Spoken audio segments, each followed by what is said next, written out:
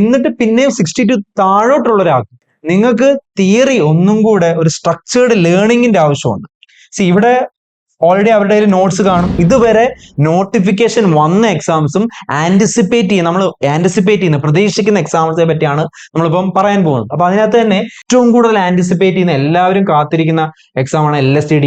സത്യം പറഞ്ഞാൽ ഇതിന് നോട്ടിഫിക്കേഷൻ വരേണ്ട ടൈം കഴിഞ്ഞു. ആക്ച്വലി LSTD നോട്ടിഫിക്കേഷൻ വരേണ്ട ടൈം കഴിഞ്ഞു.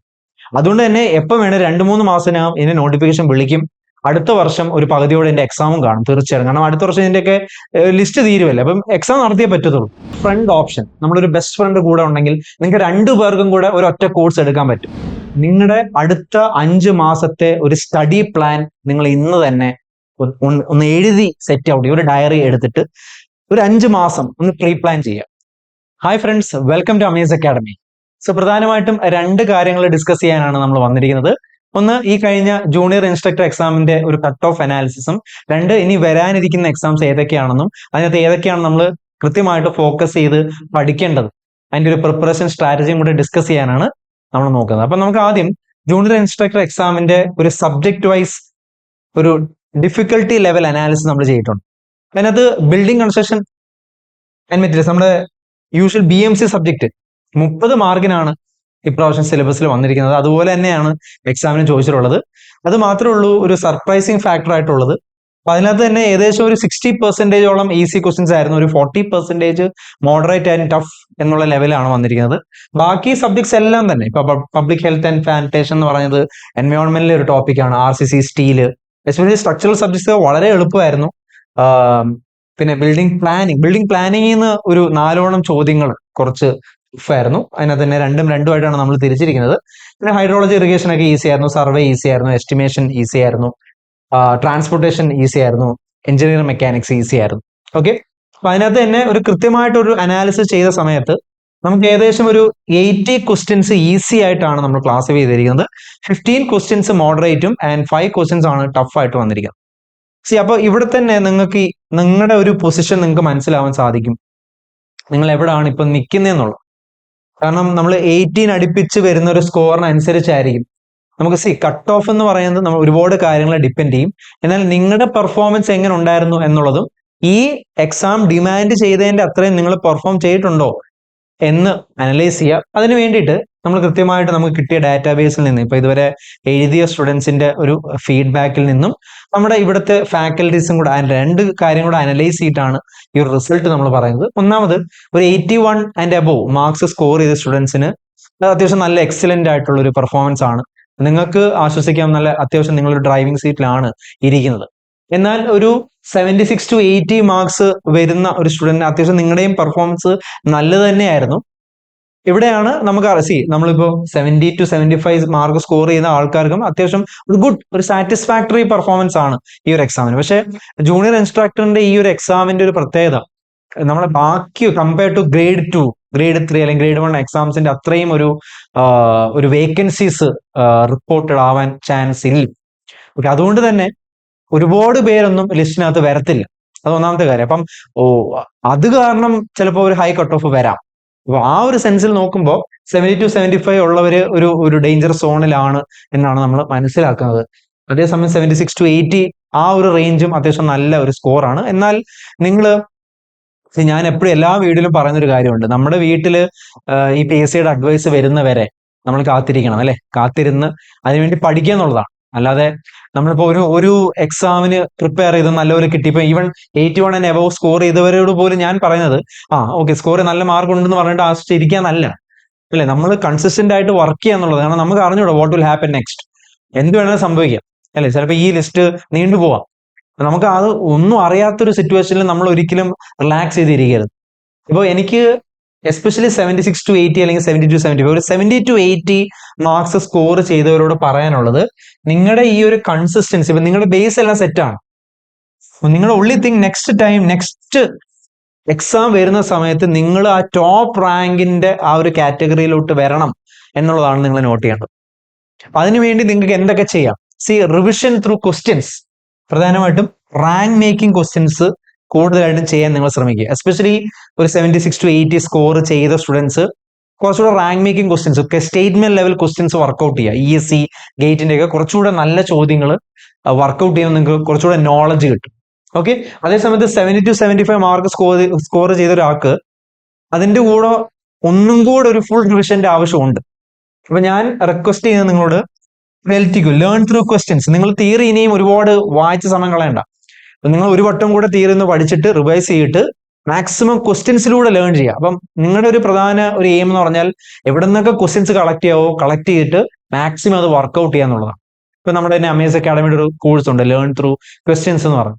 അപ്പൊ ഫുൾ സിലബസ് നമ്മൾ ക്വസ്റ്റ്യൻസിലൂടെയാണ് പഠിപ്പിക്കുന്നത്. അത് എടുക്കണമെന്നില്ല, ഞാൻ ഒരു എക്സാമ്പിൾ പറഞ്ഞെന്നുള്ളൂ. അല്ലെങ്കിൽ ബുക്സ് ഉണ്ടല്ലോ, ബുക്സ് ഉണ്ട്, ഓൺലൈൻ റെഫറൻസുകളുണ്ട്. അപ്പൊ ഇതൊക്കെ നിങ്ങളുടെ ഇഷ്ടമാണ്. നിങ്ങൾക്ക് ഏത് സോഴ്സ് കൊണ്ട് മാക്സിമം എവിടെ നിന്നൊക്കെ ക്വസ്റ്റ്യൻസ് കളക്ട് ചെയ്യാവോ അവിടെ നിന്നെല്ലാം ക്വസ്റ്റ്യൻസ് കളക്ട് ചെയ്ത് നിങ്ങളെ പ്രാക്ടീസ് ചെയ്യുക എന്നുള്ളതാണ് നിങ്ങളുടെ ലക്ഷ്യം. അപ്പൊ അടുത്തൊരു എക്സാം വരുന്നവരെ നിങ്ങളുടെ ഈ ബേസും പോകാൻ പാടില്ല, പ്ലസ് അടുത്തൊരു ഹയർ കാറ്റഗറിയിലോട്ട് നിങ്ങളുടെ നോളജ് എൻഹാൻസ് ചെയ്യണം എന്നുള്ളതാണ് ഇമ്പോർട്ടൻ്റ് ആയിട്ട് നിങ്ങൾ നോട്ട് ചെയ്യണം.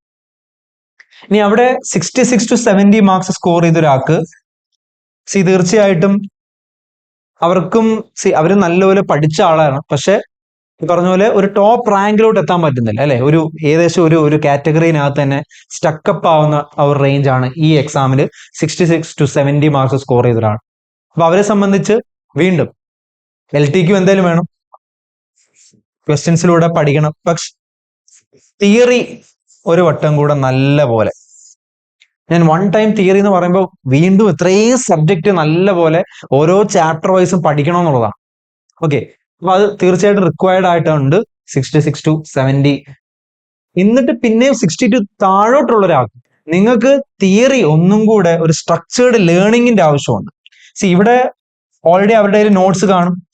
അപ്പൊ ആ നോട്ട്സ് ഒന്നും കൂടെ വായിക്കുക എന്നുള്ളതാണ് അവരെ സംബന്ധിച്ച് ചാപ്റ്റർ വൈസ്. പക്ഷെ 60 പോലും സ്കോർ ചെയ്യാൻ പറ്റില്ല, അല്ലെങ്കിൽ 65 താഴോട്ട് പോകുന്ന ഒരാൾക്ക് നിങ്ങളുടെ ബേസ് സെറ്റ് ആണോ ഒന്നും കൂടെ നോക്കണം. ഓക്കെ, ഒന്നും കൂടെ നിങ്ങൾ നോക്കുക, ചാപ്റ്റർ വൈസ് നിങ്ങളെല്ലാം പഠിച്ചിട്ട് നിങ്ങൾ ഓക്കെ ആണോ, അത് നിങ്ങൾ സെൽഫ് സ്റ്റഡി ആണോ ചെയ്തത്, നിങ്ങൾ സ്ട്രക്ചേർഡ് ആയിട്ട് പഠിച്ചിട്ടുണ്ടോ? കാരണം ഇങ്ങനൊരു എക്സാം വരുമ്പോൾ നിങ്ങൾ ആലോചിക്കുക, കോമ്പറ്റീഷൻ ഇത്രയും പേരുടെ ഇടയിലാണ് നമ്മൾ പഠിക്കുന്നത്.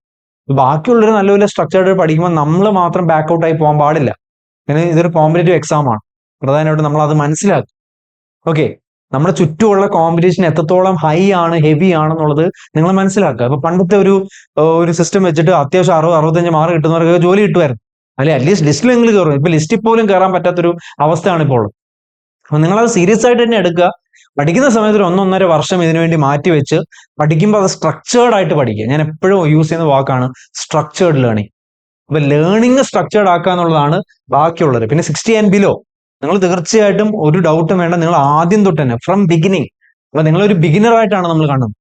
60 and below ആയിട്ടുള്ളവര് ഒരു ബിഗിനർ ആയിട്ടുള്ളതാണ് നമ്മൾ കാണുന്നത്. ആദ്യം തൊട്ടേ ഫ്രം സ്ക്രാച്ച് വീണ്ടും നിങ്ങൾ എന്തെങ്കിലും പഠിച്ചിട്ടുണ്ടെങ്കിൽ അത് അൺലേൺ ചെയ്യുക, അതെല്ലാം മറന്നിട്ട് ആദ്യം തൊട്ടേ ഫ്രം സ്ക്രാച്ച് കൃത്യമായിട്ട് പഠിക്കുക എന്നുള്ളതാണ്. കാരണം അവിടെ നിങ്ങൾ പഠിച്ചിട്ടും നിങ്ങൾക്ക് 60 പോലും സ്കോർ ചെയ്യാൻ പറ്റുന്നില്ലെങ്കിൽ ദാറ്റ് മീൻസ് നിങ്ങൾക്ക് എവിടൊക്കെയോ എന്തൊക്കെയോ കറക്റ്റ് ആയിട്ടല്ല നിങ്ങൾ പഠിച്ചത്, വളരെ അൺസ്ട്രക്ചേർഡ് ആയിട്ട് അവിടുന്ന് ഇവിടുന്ന് പഠിച്ചിട്ട് എല്ലാം കൂടെ ഒന്ന് ഒപ്പിച്ചു എന്നുള്ളത് മാത്രമേ. അപ്പൊ അതുപോലെ നമുക്ക് ജോലിയാണല്ലോ, ലിസ്റ്റിൽ പോലും കയറുന്ന ടഫ് ആണെങ്കിൽ നമുക്ക് അൾട്ടിമേറ്റ്ലി ആ ജോബ് അറ്റൈൻ ചെയ്യണമെങ്കിൽ എത്രത്തോളം ടഫ് ആണ് നിങ്ങൾ മനസ്സിലാക്കുക. അപ്പൊ ഇവിടെ ആ സ്ട്രക്ചേർഡ് ആയിട്ടുള്ള ലേണിംഗ് ആദ്യം ചെയ്യുക, അത് ചെയ്തവർ ഒന്നും കൂടെ നോട്ട്സ് വായിച്ചിട്ട് ക്വസ്റ്റ്യൻസ് ചെയ്യുക, അതും ചെയ്തവർ റാങ്ക് മേക്കിംഗ് ആയിട്ട് സ്റ്റേറ്റ്മെന്റ് ലെവൽ ക്വസ്റ്റ്യൻസ് ചെയ്യുക, അതും ചെയ്തവർ ഇനി അടുത്ത എക്സാം വരുന്നവരെ ഇതെല്ലാം മെയിൻറ്റെയിൻ ചെയ്യുക. ഇതൊരു സ്റ്റെപ്പ് ബൈ സ്റ്റെപ്പ് പ്രൊസീജിയറാണ് അല്ലേ. നമുക്കൊരു 1.5 വർഷം അതാ പറഞ്ഞു, നമ്മളൊരു 6-8 മാസം ഒരു കോഴ്സ് ചെയ്തുകൊണ്ടും കാര്യമൊന്നുമില്ല, നമ്മൾ അത് മെയിൻറ്റെയിൻ ചെയ്യാന്നുള്ളതാണ്. ഏത് എക്സാമിനാണോ നിങ്ങൾ ടാർഗറ്റ് ചെയ്ത് വെച്ചേക്കുന്നത് അവിടെ വരെ ഇത് മെയിൻറ്റെയിൻ ചെയ്യാന്നുള്ളതാണ്. അപ്പം ഇതാണ് നമ്മുടെ ഒരു അനാലിസിസ് എന്ന് പറഞ്ഞാൽ ഒരു 70, 75, 80 ആ റേഞ്ചിലാണ് നമ്മൾ പ്രതീക്ഷിക്കുന്നത്. കാരണം ഇത് കൃത്യമായിട്ടൊരു നമ്പർ നമുക്ക് പറയാൻ പറ്റില്ല. കാരണം ഇത് എത്ര വേക്കൻസി വരുമെന്നോ അല്ലെങ്കിൽ PSC എത്ര പേരെ ലിസ്റ്റിൽ എടുക്കുമെന്നൊക്കെ അറിഞ്ഞാലേ നമുക്കൊരു നമ്പർ പറയാൻ പറ്റും. എന്നാൽ ഈ ഒരു റേഞ്ചിൽ നിങ്ങൾ എവിടെ നിൽക്കുന്നു എന്നുള്ള അനലൈസ് ചെയ്തിട്ട് അടുത്ത പ്ലാൻ സെറ്റ് ഔട്ട് ചെയ്യാന്നുള്ളതാണ് ഇമ്പോർട്ടൻറ്റ്. കാരണം ഇനി വരാൻ പോകുന്ന എക്സാംസ് വളരെ വളരെ വലിയ വലിയ എക്സാംസ് ആണ്. അതായത് ഏറ്റവും കൂടുതൽ വേക്കൻസീസ് ഉള്ള എക്സാമുകളാണ് ഇനി വരാനിരിക്കുന്നത്. അപ്പൊ അത് ഏതൊക്കെയാണെന്ന് നമുക്ക് ആദ്യം ഒന്ന് അനലൈസ് ചെയ്യാം. ഇതുവരെ നോട്ടിഫിക്കേഷൻ വന്ന എക്സാംസും നമ്മൾ ആന്റിസിപ്പേറ്റ് ചെയ്യുന്ന പ്രതീക്ഷിക്കുന്ന എക്സാംസിനെ പറ്റിയാണ് നമ്മളിപ്പം പറയാൻ പോകുന്നത്. അപ്പൊ അതിനകത്ത് തന്നെ നാഷണൽ ലെവൽ എക്സാംസ് ആയ നിങ്ങൾ ഓൾറെഡി അപ്ലൈ ചെയ്തിട്ടുണ്ടാവും അല്ലെ. RRB JEE ഉണ്ട്, ഗേറ്റും ഉണ്ട്. ഇവിടെ RRB JEE ഓർ ഗേറ്റ്, ഞാൻ രണ്ടും കൂടെ പഠിക്കാൻ ഒരിക്കലും പറയത്തില്ല. കാരണം ഗേറ്റും RRB JEE രണ്ടും രണ്ട് ധ്രുവത്തിൽ നിൽക്കുന്ന ആൾക്കാരാണ്, രണ്ട് എക്സാംസ് ആണ്, വളരെ ഡിഫറെന്റ് ആയിട്ടുള്ള. സിവിൽ എഞ്ചിനീയറിംഗ് തന്നെയാണെങ്കിലും പ്രിപ്പറേഷൻ രീതി ഭയങ്കര ഡിഫറെന്റ് ആയിട്ടുള്ള രണ്ട് ഒരു കാറ്റഗറി ഓഫ് എക്സാംസ് ആണ്. അപ്പൊ ഇതില് നിങ്ങൾ ആ രണ്ടും അപ്ലൈ ചെയ്തിട്ടുണ്ടെങ്കിലും ഏതെങ്കിലും ഒരു എക്സാമിന് ഫോക്കസ് ചെയ്യുക, അല്ലെങ്കിൽ രണ്ടും കയ്യിൽ നിന്ന് പോകുന്ന ഒരു അവസ്ഥയിലോട്ട് വരും. അല്ലെങ്കിൽ പിന്നെ നിങ്ങൾ റിപ്പീറ്റർ ആയിരിക്കണം. ഓൾറെഡി സിവിൽ എഞ്ചിനീയറിംഗ് പഠിച്ചു കഴിഞ്ഞ ഒരാളാണെങ്കിൽ, ഒരു വൺ ടൈം നിങ്ങൾ ഫുൾ കവർ ചെയ്ത ഒരാളാണെങ്കിൽ നിങ്ങൾക്ക് വേണമെങ്കിൽ രണ്ടും കൂടെ ഫോക്കസ് ചെയ്യും. അല്ലാത്ത പക്ഷം നിങ്ങൾ ഏതെങ്കിലും ഒരെണ്ണം ചൂസ് ചെയ്യുക. ഗേറ്റ് ആണെങ്കിൽ നല്ലതാണ്, RRB നല്ലതാണ്. ഗേറ്റ് ആകുമ്പോൾ നമ്മൾ നല്ല IIT NITസിലൊക്കെ MTech ചെയ്യാം, അല്ലെങ്കിൽ PSUs ഇപ്പൊ ഒരുപാട്, ഇപ്പം DRDO പോലത്തെ ഒരുപാട് റിക്രൂട്ട്മെന്റ് ഏജൻസീസ് ഇപ്പൊ ഡയറക്ട്ലി ഗേറ്റ് വഴിയാണ് അവർ റിക്രൂട്ട് ചെയ്യുന്നത്. അപ്പൊ അതിനൊക്കെ നല്ല സ്കോർ വേണം. ഓൾ ഇന്ത്യ റാങ്ക് 500-നകത്ത് തന്നെ വരണം. അപ്പൊ അതിന് നല്ല രീതിയിൽ അതിനകത്ത് ഫോക്കസ് ചെയ്യാന്നുള്ളതാണ്. അപ്പൊ അത് തിരഞ്ഞെടുത്താൽ ബാക്കി എല്ലാം ഡ്രോപ്പ് ചെയ്യുക, അതിനുവേണ്ടി മാത്രം പഠിക്കുക. ഓക്കെ, കാരണം MTech ഇപ്പൊ IIT NITയിലൊക്കെ നല്ലപോലെ പ്ലേസ്മെന്റ്സ് നടക്കുന്നുണ്ട്. അത് ഏതൊക്കെയാ സ്ട്രീം എന്നുള്ളത് ഞാൻ വേറൊരു വീഡിയോയിൽ ചെയ്യുന്നതായിരിക്കും. കാരണം ഏത് സ്ട്രീമിൽ ഏതെങ്കിലും ഒരു NIT IIT കിട്ടിയൊന്നും ജോലി എടുത്തില്ല. കൃത്യമായിട്ട് അതിനകത്ത് നമ്മൾ ചൂസ് ചെയ്യേണ്ട ചില സ്ട്രീമുകളുണ്ട്. അപ്പൊ അതിനകത്തൊക്കെ ഒരുപാട് കാര്യങ്ങൾ പറയാനുണ്ട്. അപ്പൊ ഗേറ്റ് ആണെങ്കിൽ ഓക്കെ, ഒബ്വിയസ്ലി നിങ്ങൾ അത് പഠിച്ചോളൂ. അതല്ലാത്ത നിങ്ങൾ എല്ലാം കൂടെ പഠിക്കാൻ നിൽക്കുവാണെങ്കിൽ, അപ്പൊ ഗേറ്റിന്റെ കൂടെ വേറെ പല എക്സാംസും പഠിക്കാം, അല്ലെങ്കിൽ RRB JEE കൂടെ വേറെ പല എക്സാംസും പഠിക്കാം. ഇങ്ങനെ ക്ലബ് ചെയ്ത് പഠിക്കാം. ഓക്കെ, അല്ലാതെ ഇതെല്ലാം കൂടെ പഠിക്കാൻ നിൽക്കരുത്.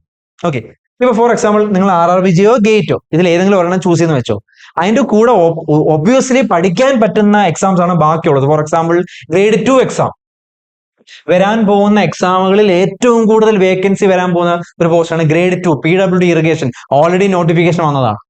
നമ്മൾ നെക്സ്റ്റ് ആന്റിസിപ്പേറ്റ് ചെയ്യുന്ന, അല്ലെങ്കിൽ എക്സാം നോട്ടിഫിക്കേഷൻ വന്നിട്ടുണ്ട്. നെക്സ്റ്റ് നമ്മൾ പ്രതീക്ഷിക്കുന്ന, ഇപ്പൊ ഉടനെ തന്നെ എക്സാം പ്രതീക്ഷിക്കുന്ന ഒരു ഡിപ്പാർട്ട്മെന്റ് ആണ് grade 2 post. Grade 2 department PWD irrigation ഏറ്റവും കൂടുതൽ വേക്കൻസി വരാൻ പോകുന്ന ഒരു തസ്തികയാണ്. അത് പഠിച്ചാലുള്ള ഗുണമെന്ന് വെച്ചാൽ ഓൾറെഡി നോട്ടിഫൈഡ് ആയിട്ടുള്ള, for example sub engineer grade 2, draughtsman grade 2, ground water, tracer, ഇത് അതിന്റെ അടിയിൽ വരുന്ന എക്സാം ആണ്. ഓൾസോ ഗ്രേഡ് 2, ഹാർബർ ഡിപ്പാർട്ട്മെന്റ്, ഇതെല്ലാം ഇതിനോടൊപ്പം വരും. അപ്പൊ നിങ്ങൾ ഗേറ്റ് പഠിക്കുന്ന ഒരാളാണെങ്കിൽ, RRB JEE പഠിക്കുന്ന ഒരാളാണെങ്കിൽ സിവിൽ പഠിക്കുമല്ലോ. അപ്പൊ അതിന്റെ കൂടെ ഗ്രേഡ് 2 പോർഷൻസും കംപ്ലീറ്റഡ് ആയിട്ട് പഠിക്കാൻ പറ്റും. അപ്പോൾ ഓട്ടോമാറ്റിക്കലി അത് ഇതിന്റെ കൂടെ വരും എന്നുള്ളതാണ്. ഓക്കെ, അപ്പൊ ആ ഒരു ഫോക്കസിൽ പോവാ. ഐദർ എന്ത് ചെയ്യുക, gate plus AE plus grade 1 grade 2 ഈ ഒരു രീതിയിൽ പോവാ. അല്ലെങ്കിൽ RRB JEE കൂടെ ബാക്കി പറഞ്ഞ ഈ എക്സാംസ് എല്ലാം കൂടെ ടാർഗറ്റ് ചെയ്യും. ഓക്കെ, അല്ലാതെ പിന്നെ നിങ്ങൾ റിപ്പീറ്റർ ആണെങ്കിൽ തീർച്ചയായിട്ടും ഇതെല്ലാം പഠിക്കാം. പക്ഷെ എല്ലാം പഠിക്കുമ്പോൾ അതിൻ്റെതായ റിസ്ക് ഫാക്ടർ ഉണ്ട് താനും. അപ്പൊ ഇവിടെ പലപ്പോഴും സ്റ്റുഡൻസിന് വരുന്ന ഒരു ഡൗട്ടാണ്, നമ്മളിപ്പോ RRB JEE ഇപ്പം എല്ലാവരും എന്നോട് ഒരു പേഴ്സണൽ ഇഷ്യൂ പറയുന്ന പറഞ്ഞാൽ, ഈ നോൺ ടെക് ഉണ്ടായതുകൊണ്ട് തന്നെ സിവിലിനോടൊപ്പം ഇത് പഠിക്കാൻ വളരെയധികം ബുദ്ധിമുട്ട് ഫേസ് ചെയ്യുന്നു. കാരണം അവരുടെ ഒരു പേഴ്സണൽ ആ ഒരു ഡൗട്ട് വളരെ കറക്റ്റ് ആണ്. കാരണം ഒന്നാമത് നോൺ ടെക് വേറെ ഒന്നിനും വേണ്ട, അതൊരു വലിയ പാരയാണ്, അല്ലെ? ഇപ്പൊ ഗേറ്റിന് ആപ്റ്റിറ്റ്യൂഡ് ഉണ്ട്, ഇവിടെ ആപ്റ്റിറ്റ്യൂഡ് ഉണ്ട്, ആ ഒരു കോമൺ ലിങ്ക് അല്ലാതെ വേറെ എവിടെ സത്യം പറഞ്ഞാൽ ഇത് വേണം. പിന്നെ SSC JEE വേണം, നോൺ ടെക് വേണം. പക്ഷെ വേറെ നമ്മുടെ കേരള PSയിൽ ഒരു എക്സാമിനും നോൺ ടെക് ഇല്ല. നമ്മളെ സംബന്ധിച്ച് ഒരു ബാധ്യതയാണ്. പക്ഷെ നമുക്ക് ഇത് വേണം, അല്ലെ? കാരണം CBT 1 ടയർ ക്വാളിഫൈ ചെയ്താലല്ലേ CBT 2 കയറാൻ പോലും പറ്റത്തുള്ളൂ. അപ്പോ ഇവിടെ എന്താ നിങ്ങൾ ചെയ്യണമെന്ന് വെച്ചാൽ, ഇപ്പൊ നിലവിൽ നമ്മളിപ്പോ വീഡിയോ ഇടുന്ന സമയത്ത് എക്സാം ഡേറ്റ് വന്നിട്ടില്ല, ഇപ്പൊ ഉടനെ വരുമെന്നാണ് പറയുന്നത്. ഇപ്പൊ എക്സാം ഡേറ്റ് വരുന്നവരെ നിങ്ങൾ അപ്പോഴും സിവിലിന് കൂടുതൽ പ്രിഫറൻസ് കൊടുക്കുക. ഒരു ഡെയിലി ഒരു 1.5 മണിക്കൂർ നോൺ ടെക് പഠിക്കാന്നുള്ളത്. വൺസ് എക്സാം ഡേറ്റ്, അതായത് RRB JEE CBT 1 exam declared ആവുമ്പോൾ ആ സമയത്താണ് നിങ്ങൾ എന്ത് ചെയ്യേണ്ടത്, നോൺ ടെക്കിന് ഒരു ഹാർഷ് അല്ലെങ്കിൽ ഭയങ്കര ഡോമിനേറ്റ് ചെയ്തിട്ടുള്ളൊരു ഒരു ഷെഡ്യൂൾ നിങ്ങൾ പ്രൊവൈഡ് ചെയ്യും. ആ സമയത്ത് നിങ്ങൾ എന്ത് ചെയ്യുക, സിവിൽ ഒരു 1.5 മണിക്കൂർ പഠിച്ചാൽ മതി ഡെയിലി. എപ്പോഴും സിവിൽ വിടരുത് എന്നുള്ളതാണ് ഇമ്പോർട്ടന്റ് പോയിന്റ്. കാരണം CBT 1 എന്ന് പറയുന്നത് ജസ്റ്റ് ഒരു ക്വാളിഫയിങ്, ഒരു സ്ക്രീനിങ് റൗണ്ട് മാത്രമാണ്. CBT 2 മാർക്കാണ് അൾട്ടിമേറ്റ്ലി നിങ്ങൾക്ക് ഒരു ജോബ് ഓഫർ ചെയ്യുന്നത്. അപ്പൊ അവിടെയും സിവിൽ എഞ്ചിനീയറിംഗ് നോളജ് ആണ് പ്രധാനമായിട്ടും നിങ്ങളുടെ ആ ലൈഫ് തീരുമാനിക്കുന്നത്. ഈ ജോബ് നിങ്ങൾക്ക് ഏത് ജോബ് കിട്ടും എന്നുള്ളത് തീരുമാനിക്കുന്നത്. സിവിൽ എപ്പോഴും വിടാൻ പറ്റത്തില്ല. അപ്പൊ ഈ ഒരു പ്ലാനിങ് വളരെ കൃത്യമായിട്ട് ചെയ്യുക. ഇനിയുള്ള മാസങ്ങൾ വളരെ ക്രൂഷ്യൽ ആണ്. നിങ്ങൾ സ്പെൻഡ് ചെയ്യുന്ന ഓരോ ടൈമും വളരെ വളരെ ഇമ്പോർട്ടൻ്റ് ആണ്. കാരണം ഇത് നിങ്ങളുടെ ലൈഫാണ്, അത് വെറുതെ സ്പോയിൽ ചെയ്യരുത്. അപ്പൊ കൃത്യമായിട്ട് ഏതൊക്കെ എക്സാം ഉണ്ടെന്നും നിങ്ങൾ എങ്ങനെയായിരിക്കും പഠിക്കാൻ പോകുന്നതെന്നുള്ളത് കൃത്യമായിട്ടുള്ള പ്ലാനിങ്, അടുത്ത 5 മാസം നമ്മൾ എങ്ങനെയായിരിക്കും പഠിക്കാൻ പോകുന്നതെന്നുള്ളൊരു കൃത്യമായിട്ടുള്ള പ്ലാനിങ് തീർച്ചയായിട്ടും വേണം. നിങ്ങൾക്ക് ഇതിനകത്ത് എന്തെങ്കിലും ഒരു പേഴ്സണൽ ഷെഡ്യൂള് സെറ്റ് ചെയ്യാൻ ബുദ്ധിമുട്ടുണ്ടെങ്കിൽ തീർച്ചയായിട്ടും നമ്മുടെ അക്കാഡമി നമ്പറിൽ കോൺടാക്ട് ചെയ്യുക. നമുക്ക് നേരിട്ട് സംസാരിക്കാം. I'm ready to help. ഞാൻ വൈകുന്നേരങ്ങൾ ഫ്രീ ആണ്, ക്ലാസ് എല്ലാം കഴിഞ്ഞ് രാവിലെ വൈകിട്ട് വരെ നമ്മൾ ബിസി ആയിരിക്കും. കാരണം എല്ലായിടത്തും ക്ലാസ് എടുക്കുന്നതുകൊണ്ട് തന്നെ ബിസി ആയിരിക്കും. വൈകുന്നേരം കഴിഞ്ഞിട്ട് നമുക്കൊരു തീർച്ചയായിട്ടും ഒരു അപ്പോയിന്റ്മെന്റ് ഫിക്സ് ചെയ്തിട്ട് നമുക്ക് നേരിട്ട് സംസാരിക്കാം. ഓക്കെ, അപ്പൊ ഇത് ഓൾറെഡി നോട്ടിഫൈഡ് ആയിട്ടുള്ള എക്സാംസ് ആണ്. അങ്ങനെയാണെങ്കിൽ ഇനി വരാനിരിക്കുന്നത് നമ്മൾ ആന്റിസിപ്പേറ്റ് ചെയ്യുന്ന, ഏറ്റവും കൂടുതൽ ആന്റിസിപ്പേറ്റ് ചെയ്യുന്ന, എല്ലാവരും കാത്തിരിക്കുന്ന എക്സാം ആണ് LSTDA. സത്യം പറഞ്ഞാൽ ഇത് ഇതിന് നോട്ടിഫിക്കേഷൻ വരേണ്ട ടൈം കഴിഞ്ഞു. ആക്ച്വലി LSTDA നോട്ടിഫിക്കേഷൻ വരേണ്ട ടൈം കഴിഞ്ഞു. അതുകൊണ്ട് തന്നെ എപ്പം വേണം 2-3 മാസത്തിനകം ഇതിന്റെ നോട്ടിഫിക്കേഷൻ വിളിക്കും. അടുത്ത വർഷം ഒരു പകുതിയോടെ ഇതിന്റെ എക്സാമും കാണും തീർച്ചയായും. കാരണം അടുത്ത വർഷം ഇതിന്റെയൊക്കെ ലിസ്റ്റ് തീരുമല്ലേ, അപ്പം എക്സാം നടത്തിയേ പറ്റത്തുള്ളൂ. സി, ഗ്രേഡ് 1 എ വിളിച്ചാൽ ദ പോയിന്റ് ബി നോട്ടഡ്, ഏറ്റവും ഗോൾഡൻ ഓപ്പർച്യൂണിറ്റി ആയിരിക്കും ഗ്രേഡ് 1. അതും എല്ലാ ഡിപ്പാർട്ട്മെന്റും ഉണ്ട്, PWD ഉണ്ട്, ഇറിഗേഷൻ ഉണ്ട്, LSTD ഉണ്ട്. സി, ഇത് എത്രത്തോളം ഇമ്പോർട്ടന്റ് ആണെന്ന് നിങ്ങൾ മനസ്സിലായി. എയും ഗ്രേഡ് 1 ഒരുമിച്ചാണ് വരാൻ പോകുന്നത്. അത് കഴിഞ്ഞിട്ട് വീണ്ടും ഒരു ഗ്രേഡ് 2, നമ്മൾ grade 2 PWD irrigation notification already വന്നു കഴിഞ്ഞു. ഇനി വരാനിരിക്കുന്ന അടുത്ത ഗ്രേഡ് 2 ആണ് LSTD ഡിപ്പാർട്ട്മെന്റ് ഗ്രേഡ് 2. അത് വന്നിട്ടില്ല, നോട്ടിഫിക്കേഷൻ വന്നിട്ടില്ല. അപ്പൊ അതും നമ്മൾ ആന്റിസിപ്പേറ്റ് ചെയ്യുന്നുണ്ട്. അതുപോലെ ഗ്രേഡ് 3 LSTD. പിന്നെ ഗ്രേഡ് 3യുടെ കാര്യം ഞാൻ ഇപ്പൊ അധികം പറയാറില്ല, കാരണം ഈ ITI ഇഷ്യൂ ഉണ്ടായതുകൊണ്ട് തന്നെ നമ്മൾ അധികം ഇപ്പൊ ക്ലാസ്സുകളിലോ അല്ലെങ്കിൽ ആരോടും ഇപ്പൊ അങ്ങനെ പറയാറില്ല. ഈ നമ്മൾ കൂടുതൽ അതിനെപ്പറ്റി ഡിസ്കസ് ചെയ്യുന്നില്ല, കാരണം ഒരു ക്ലാരിഫിക്കേഷൻ ഇപ്പോഴും കിട്ടിയിട്ടില്ല. അതുകൊണ്ട് ഗ്രേഡ് 2 വരെയുള്ള എക്സാംസ് ആണ് നമ്മൾ കൂടുതൽ ഫോക്കസ് ചെയ്യുന്നത്. അപ്പൊ നിങ്ങൾ തീർച്ചയായിട്ടും നിങ്ങളുടെ ഒരു സ്റ്റഡി പ്ലാൻ, ഞാൻ മുമ്പേ പറഞ്ഞ പോലെ ആന്റിസിപ്പേറ്റ് ചെയ്യുന്ന എക്സാംസ് തീർച്ചയായിട്ടും ഓൾറെഡി നോട്ടിഫൈഡ് ആയുള്ള എക്സാംസ് ആയിരിക്കും ആദ്യം വരുന്നത്. അപ്പൊ അങ്ങനെ നോക്കുമ്പോൾ നിങ്ങൾ ഏറ്റവും ഉറ്റു നോക്കേണ്ട എക്സാം എന്ന് പറഞ്ഞാൽ ഏതാണ്? Grade 2 PWD irrigation. അതിന്റെ കൂടെ തീർച്ചയായിട്ടും RRB JEE ആൻഡ് ഗേറ്റ്. ഇതിൽ ചൂസ് ചെയ്യുന്ന സെൻസ് ഗ്രേഡ് 2 നിങ്ങൾക്ക് ഒപ്പം ഏതിനോടൊപ്പം പഠിക്കാം. ഇപ്പൊ ഗേറ്റ് പഠിക്കുന്ന ഒരാൾക്ക് ഫെബ്രുവരി കഴിഞ്ഞാൽ പിന്നെ നിങ്ങൾ ഫ്രീ ആ. അപ്പോൾ ഇത് രണ്ടും ഒരുമിച്ച് വന്നാലേ പ്രശ്നമുള്ളൂ. സി, ഗ്രേഡ് 2ഉം ഗേറ്റ് ഒരുമിച്ച് വന്നാൽ പിന്നെ നിങ്ങൾ ഗേറ്റിന് പ്രിഫറൻസ് കൊടുക്കുക if you are planning for going for MTech. അതല്ല കേരളത്തിൽ തന്നെ ഒരു ജോലി ആദ്യം സർവീസ് കയറണം എന്നുള്ളൊരു മെന്റാലിറ്റി ഇരിക്കുന്നതാണെങ്കിൽ ഡ്രോപ്പ് ചെയ്ത് ഗ്രേഡ് 2 ഫോക്കസ് ചെയ്യാം. സി, നമ്മൾ ഡേറ്റ്സ് വന്നാൽ പിന്നെ യു ഷുഡ് ചൂസ്. കാരണം എല്ലാത്തിനും കാലിടെ നിന്നാൽ പണി കിട്ടും. ഗ്രേഡ് 2ന്റെ സിലബസിൽ എന്തോ വ്യത്യാസം? ഗ്രേഡ് 2വിനകത്ത് കുറച്ചുകൂടെ ഓവർസിയർ ലെവൽ, BMC അല്ലെ, എസ്റ്റിമേഷൻ വാല്യുവേഷൻ, എഞ്ചിനീയറിംഗ് ഡ്രോയിങ്, അതൊക്കെ പഠിക്കേണ്ടി വരും. അതൊന്നും ഇതിനകത്ത് ഇമ്പോർട്ടന്റ് അല്ല. ഗേറ്റിന് അതൊന്നും അല്ല ഇമ്പോർട്ടന്റ്. ഗേറ്റിൽ GT, Jio technical engineering, fluid mechanics, strength of materials, RCC, transportation engineering, അതൊക്കെയാണ് ഇമ്പോർട്ടന്റ്. കോർ സബ്ജക്ട്സ് ആണ് മോർ ഇമ്പോർട്ടന്റ് ആയിട്ട് വരുന്നത്. അതുകൊണ്ടാണ് പറയുന്നത്. നിങ്ങൾ നോക്കുമ്പോൾ സബ്ജക്ട് ഏകദേശം സെയിം ആണ്, പക്ഷെ അങ്ങനെയല്ല ക്വസ്റ്റ്യൻസ് വരുന്നത്. ക്വസ്റ്റ്യൻസ് ചോദിക്കുന്ന ഇന്റൻസിറ്റി കംപ്ലീറ്റ്ലി ഡിഫറെന്റ് ആണ്. കാരണം രണ്ടും തസ്തികയുടെ ഡിഫറൻസ് ഭയങ്കരമല്ലേ. അതേപോലെ RRB JEE, ഈ RRB JEE ഗേറ്റിന്റെയും ക്വസ്റ്റ്യൻ ഡിഫിക്കൽട്ടി ലെവൽ തന്നെ ഭയങ്കര ഡിഫറെന്റ് അല്ലേ. അപ്പൊ അവിടെ നിങ്ങൾ ചൂസ് ചെയ്യേണ്ടി വരും. എക്സാം ക്ലാഷ് വന്നാൽ, ഞാൻ പലപ്പോഴും നോട്ട് ചെയ്തിട്ടുണ്ട്, എക്സാംസ് ക്ലാഷ് വന്നാലും ചില ആൾക്കാർ എന്ത് ചെയ്യും, അടുത്ത ആഴ്ച ഇന്ന എക്സാം എന്നാൽ ഈ ആഴ്ച അതിനങ്ങ് കൊടുക്കാം. എന്നിട്ട് അടുത്ത മാസം ഒരു എക്സാം ഉണ്ട്, ഈ ആഴ്ച ഒരു എക്സാം ഉണ്ടെന്ന് വെച്ചിട്ട് അടുത്ത മാസത്തെ എക്സാം ഡ്രോപ്പ് ചെയ്തിട്ട് ഈ ആഴ്ചയിലെ എക്സാം തൽക്കാലം അവരങ്ങ് പഠിക്കും. അപ്പൊ ഒരാഴ്ച വെറുതെ പോകുന്നു മാത്രമല്ല, ഈ വരുന്ന എക്സാം കിട്ടത്തുമില്ല, മറ്റേ എക്സാമും പോകും, എല്ലാം കയ്യിൽ നിന്ന് പോകും. ഇതാണ് പലപ്പോഴും പല ആൾക്കാർക്കും പറ്റുന്നത്. അതായത് കൃത്യമായിട്ടൊരു പ്ലാനിങ് ഇല്ല, വരുന്ന എക്സാം അതുപോലെ അങ്ങ് പഠിച്ചങ്ങ് പോവാന്നുള്ളതേ ഉള്ളൂ. ഇത് ഭയങ്കര റോങ് ആയിട്ടുള്ള പ്രാക്ടീസ് ആണ്. നിങ്ങൾ മനസ്സിലാക്കുക, നമുക്കൊരു എക്സാം ക്രാക്ക് ചെയ്യണമെങ്കിൽ ആ എക്സാമിന് മാത്രമായിട്ട് പഠിക്കുന്ന ഒരുപാട് സ്റ്റുഡൻസ് ഉണ്ട്. അപ്പൊ ആ സമയത്ത് നിങ്ങൾ എല്ലാത്തിലും കൂടെ കാര്യമായിട്ട് എങ്ങനെ ശരിയാവും? അത് നിങ്ങൾ മനസ്സിലാക്കുക. അതിന്റെ ആ ഒരു സ്ട്രാറ്റജി നിങ്ങൾ സെറ്റ് ഔട്ട് ചെയ്യുക. അതാ പറഞ്ഞത് നേരത്തെ, നിങ്ങൾക്ക് എന്തെങ്കിലും ഒരു പ്രോബ്ലം ഉണ്ടെങ്കിൽ, നിങ്ങൾക്ക് ഓഫ്ലൈൻ ആൻഡ് ഓൺലൈൻ സ്റ്റുഡൻസ് രണ്ടുപേരോടും പറയുവാണ്, നിങ്ങൾക്ക് അതിനകത്ത് എന്തെങ്കിലും ഇഷ്യൂ ഉണ്ടെങ്കിൽ ഇച്ചിരി സമയം എടുത്തിട്ടാണെങ്കിൽ നമുക്ക് എപ്പോഴെങ്കിലും ഒന്ന് സംസാരിക്കാം. നിങ്ങൾക്ക് എന്തെങ്കിലും അങ്ങനെ ഒരു പേഴ്സണൽ ഷെഡ്യൂൾ സെറ്റ് ചെയ്യാൻ ബുദ്ധിമുട്ടുണ്ടെങ്കിൽ, അപ്പൊ തീർച്ചയായിട്ടും ഈ പറഞ്ഞ കാര്യങ്ങൾ നിങ്ങളുടെ മനസ്സിനകത്ത് വെക്കുക. വളരെ ഇമ്പോർട്ടന്റ് ആണ്. ഈ വരുന്ന ക്രൂഷ്യൽ ആയിട്ടുള്ള 5 മാസങ്ങൾ വളരെ ഇമ്പോർട്ടന്റ് ആണ്. ഗ്രേഡ് എസ്പെഷ്യലി AE ഗ്രേഡ് 1 ഇത് ഒരിക്കലും വിട്ട് കളയരുത്. അപ്പൊ നിങ്ങളിപ്പോ സെറ്റ് ചെയ്യുന്ന ആ സിവിൽ എഞ്ചിനീയറിംഗിന്റെ ബേസ് തന്നെയാണ് നിങ്ങൾ അടുത്ത AE ഗ്രേഡ് 1 തയ്യാറാക്കുന്നത്. ഇതെല്ലാം ഒരു കണ്ടിന്യൂസ് സ്റ്റോറിയാണ്. ഓക്കെ, തീർച്ചയായിട്ടും ഓണമാണ്, നമുക്ക് ഒരുപാട് ഓഫേഴ്സ് വരുന്നുണ്ട്. നമ്മുടെ കോഴ്സുകൾക്ക് ഒരുപാട് ഓഫേഴ്സ്, നമ്മൾ ആദ്യമായിട്ടാണ് ഇത്രയും അധികം ഓഫേഴ്സ് നമ്മൾ കൊടുക്കുന്നത്. നമ്മുടെ ഡയമണ്ട് ബാച്ച് ആണ് ഏറ്റവും ഫേമസ് ആയിട്ടുള്ള, ഏറ്റവും ഇപ്പം ഹിറ്റ് ആയിട്ടുള്ള കോഴ്സ്. കാരണം അതിനകത്ത് ലൈവും ഉണ്ട്, റെക്കോർഡ് കോഴ്സും ഉണ്ട്. ഏറ്റവും അപ്ഡേറ്റഡ് ആയിട്ടുള്ള കോഴ്സാണ് ഡയമണ്ട് ബാച്ച്. ഡയമണ്ട് ബാച്ചിന് ഇപ്പൊ നമ്മൾ സെയിം ഫീസിന് ഇപ്പം 1 വർഷത്തെ എക്സ്ട്രാ വാലിഡിറ്റി നമ്മൾ കൊടുക്കുന്നുണ്ട്. അതല്ല 1 ഇയർ മാത്രം മതിയെങ്കിൽ 25,000 നമ്മൾ റെഡ്യൂസ് ചെയ്തിട്ടുണ്ട്, ഫീസ് റെഡ്യൂസ് ചെയ്തിട്ടുണ്ട്.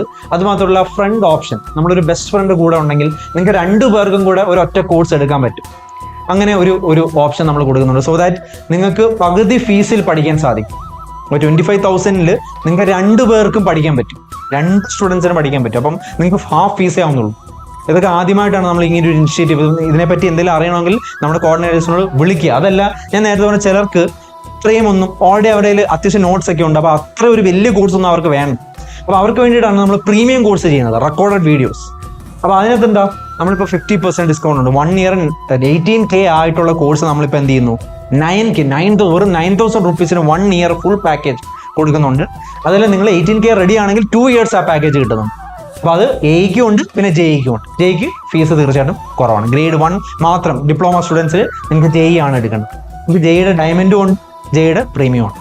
ഇത് മാത്രമല്ലാതെ LTQ കോഴ്സ് ഉണ്ട്. ഞാൻ നേരത്തെ പറഞ്ഞ ചിലർക്ക് തിയറി എല്ലാം ഓക്കെയാണ്, ചിലർക്ക് ക്വസ്റ്റ്യൻസ് മാത്രം പഠിച്ചാൽ മതി. അപ്പോൾ അവർക്കാണ് ലേൺ ത്രൂ ക്വസ്റ്റ്യൻസ് എന്ന് പറഞ്ഞൊരു പാക്കേജ് ഉണ്ട്. ഫുൾ സിലബസ് നമ്മൾ ക്വസ്റ്റ്യൻസിലൂടെയാണ് പഠിപ്പിക്കുന്നത്. അവരെ സംബന്ധിച്ച്, കാരണം തിയറി പഠിച്ച് ഇനി സമയം കളയണ്ടല്ലോ, അപ്പോൾ അവർക്ക് ക്വസ്റ്റ്യൻസ് ആണ്. അപ്പോൾ ക്വസ്റ്റ്യൻസ് ഉണ്ട്, അതിനകത്ത് മോക്ക് ടെസ്റ്റ് സീരീസ് ഉണ്ട്. അപ്പോൾ നിങ്ങൾ അത് നോക്കുക എന്നുള്ളതാണ്. ഇത് സ്ട്രക്ചേർഡ് ആയിട്ട് പഠിക്കണമെന്ന് ആഗ്രഹമുള്ളവർക്കാണ് ഈ കോഴ്സ്. ഓൾറെഡി പഠിച്ചൊരാൾക്ക് മാക്സിമം, ഞാൻ നേരത്തെ പറഞ്ഞാൽ മാക്സിമം ക്വസ്റ്റ്യൻസ് കളക്ട് ചെയ്യുക, മാക്സിമം അത് വർക്കൗട്ട് ചെയ്യുക എന്നുള്ളതാണ്. ഓക്കെ, അപ്പോൾ ഇതെല്ലാം പറഞ്ഞിട്ട്, അപ്പോൾ ഇത് മറക്കരുത്. നിങ്ങളുടെ അടുത്ത 5 മാസത്തെ ഒരു സ്റ്റഡി പ്ലാൻ നിങ്ങൾ ഇന്ന് തന്നെ ഒന്ന് എഴുതി സെറ്റ് ഔട്ട് ചെയ്യുക. ഒരു ഡയറി എടുത്തിട്ട് ഒരു 5 മാസം ഒന്ന് പ്രീ പ്ലാൻ ചെയ്യുക. നിലവിൽ ഏതൊക്കെ എക്സാംസ് നിങ്ങൾ അപ്ലൈ ചെയ്തിട്ടുണ്ട്, അതിന്റെ സിലബസ് ഒന്ന് ഡൗൺലോഡ് ചെയ്തിട്ട് ഒന്ന് കമ്പയർ ചെയ്യുക. എന്നിട്ട് ഞാനിപ്പോൾ പറഞ്ഞ കാര്യങ്ങൾ നിങ്ങൾ മനസ്സിൽ വെച്ചിട്ട് ഒരു പേഴ്സണൽ ടൈം ടേബിൾ ക്രിയേറ്റ് ചെയ്യാൻ നോക്കുക. നമ്മുടെ അക്കാഡമിയെ സംബന്ധിച്ച് നമ്മളിപ്പോൾ ഇപ്പോൾ ഓൾറെഡി ജൂനിയർ ഇൻസ്ട്രക്ടറിന്റെ ഫുൾ വീക്കെൻഡ് ടെസ്റ്റ് എല്ലാം കഴിഞ്ഞു. അതിൽ ഇനി അടുത്ത മേജർ എക്സാം വരുമ്പോൾ നമ്മൾ ബാച്ച് ക്രിയേറ്റ് ചെയ്തിട്ട് അടുത്ത വീക്കെൻഡ് ഷെഡ്യൂൾ നമ്മൾ ഓരോ ആഴ്ചയും ഞങ്ങൾ ഷെഡ്യൂൾ കൊടുത്ത് അവരെ കൊണ്ട് ടെസ്റ്റ് എഴുതിപ്പിച്ചാണ് ചെയ്യുന്നത്. അങ്ങനെയാണ് നമ്മളിവിടെ പ്രാക്ടീസ് ചെയ്യിപ്പിക്കുന്നത്. അപ്പോൾ അതിനെപ്പറ്റിയും അറിയണമെങ്കിൽ തീർച്ചയായിട്ടും നമ്മുടെ കോർഡിനേറ്റേഴ്സിനെ വിളിക്കുക, നമ്മുടെ അക്കാഡമി നമ്പറിലോട്ട് വിളിക്കുക. നിങ്ങൾക്ക് വേറെ എന്തെങ്കിലും ഡൗട്ട് ഉണ്ടെങ്കിൽ പേഴ്സണൽ സംസാരിക്കാൻ, ഞാൻ നേരത്തെ പറഞ്ഞ പോലെ അക്കാഡമി വിളിച്ച് ഒരു അപ്പോയിന്റ്മെന്റ് ഫിക്സ് ചെയ്തിട്ട് നമുക്കൊരു ടൈം സ്ലോട്ടിൽ നമുക്ക് നേരിട്ട് സംസാരിക്കാം. എന്തെങ്കിലും നിങ്ങൾക്ക് ഒരു കൺഫ്യൂസ്ഡ് സ്റ്റേജിലായിരിക്കുന്നെങ്കിൽ പേഴ്സണൽ ഗൈഡൻസ് തീർച്ചയായിട്ടും തരാം. ഓക്കെ, വേറെ എന്തെങ്കിലും ഉണ്ടെങ്കിൽ നിങ്ങൾക്ക് നേരിട്ട് വരാം. നമ്മുടെ കൊല്ലം, ട്രിവാൻഡ്രം ബ്രാഞ്ചസിൽ. കൊല്ലം ആണെങ്കിൽ ചിന്നക്കടയാണ് നമ്മുടെ ബ്രാഞ്ച്, ട്രിവാൻഡ്രം ആണെങ്കിൽ പട്ടത്താണ് നമ്മുടെ ബ്രാഞ്ച് വരുന്നത്. അപ്പൊ നിങ്ങൾക്ക് നേരിട്ട് വന്ന് സാറുമാരോടൊക്കെ സംസാരിക്കാം. ഇവിടെ സ്റ്റഡി സർക്കിളൊക്കെ ഇരുന്ന് നമ്മുടെ സ്റ്റുഡൻസിനോടൊക്കെ ഒന്ന് മിങ്കിൾ ചെയ്തിട്ട് നിങ്ങൾക്ക് എന്തൊക്കെയാണ്, നമ്മളോട് സംസാരിക്കണമെങ്കിലും നമ്മളോട് ഒന്ന് ഡിസ്കസ് ചെയ്തിട്ട് കാര്യങ്ങൾ തീരുമാനിക്കും. ഇപ്പം കോഴ്സ് എടുക്കുന്നവരാണെങ്കിലും, ഇപ്പം ഡയമണ്ട് ബാച്ച് കോഴ്സ് എടുക്കുന്നവരാണെങ്കിലും തീർച്ചയായിട്ടും നിങ്ങൾക്ക് ഡെമോ തരുന്നു. 1-2 ദിവസം പൂർണ്ണമായിട്ടും ഈ കോഴ്സ് നിങ്ങൾക്ക് ഫ്രീ ആയിട്ട് ഓപ്പൺ ചെയ്ത് തരും. നിങ്ങൾ അതെല്ലാം അതിനകത്തുള്ള എല്ലാ സാറന്മാരുടെയും വീഡിയോ, ഫാക്കൽറ്റീസിന്റെ വീഡിയോ കണ്ട് ഓക്കെ ആണെങ്കിൽ മാത്രം എടുത്താൽ മതി. അപ്പൊ നിങ്ങൾക്ക് എന്ത് ഇഷ്യൂ ആണെങ്കിലും നമ്മൾ ഹെൽപ്പ് ചെയ്യാൻ തയ്യാറാണ്. ഞാൻ ആദ്യം പറഞ്ഞ പോലെ എക്സാം എഴുതിയവർക്ക് ഒരു വലിയൊരു ഗൈഡൻസ് ആണ് ഇപ്പൊ ഞാൻ പറഞ്ഞത്. അതുപോലെ എക്സാം എഴുതാത്തവർക്കും നിങ്ങൾ എന്ത് ചെയ്യണം, ജൂനിയർ ഇൻസ്ട്രക്ടറിന്റെ PDF നമ്മൾ ഗ്രൂപ്പിനകത്ത് ഇട്ടിട്ടുണ്ട്, ക്വസ്റ്റ്യൻസും അതിന്റെ ആൻസേഴ്സും. നിങ്ങൾ തന്നെ ഒന്ന് ചെയ്ത് നോക്കുക, ജസ്റ്റ് ടു ചെക്ക് നിങ്ങൾ ഇവിടെ ഇതിൽ ഏത് ബ്രാക്കറ്റിനകത്ത് വരുന്നുള്ളൂ. കാരണം സെൽഫ് അനാലിസിസ് ചെയ്യണമല്ലോ. You have to analyse yourself. Analyse ചെയ്തിട്ട് ഇവിടെ എവിടെ നിൽക്കുന്നു എന്നുള്ളത് വെച്ചിട്ട് വേണം നിങ്ങൾ അടുത്തൊരു 5 മാസം നിങ്ങൾ പ്ലാൻ ചെയ്യാൻ വേണ്ടി. ഓക്കെ ഫ്രണ്ട്സ്, എല്ലാവർക്കും നന്മകൾ, ഓണാശംസകൾ. എല്ലാവർക്കും നന്മ മാത്രം വരട്ടെ. എല്ലാവരും നല്ലപോലെ പഠിച്ച് നിങ്ങളുടെ ഡ്രീം പെട്ടെന്ന് തന്നെ കിട്ടാൻ സാധിക്കട്ടെ. ഞങ്ങളും ഒപ്പമുണ്ട്. Thank you. Amaze Academy. Call 8281741894.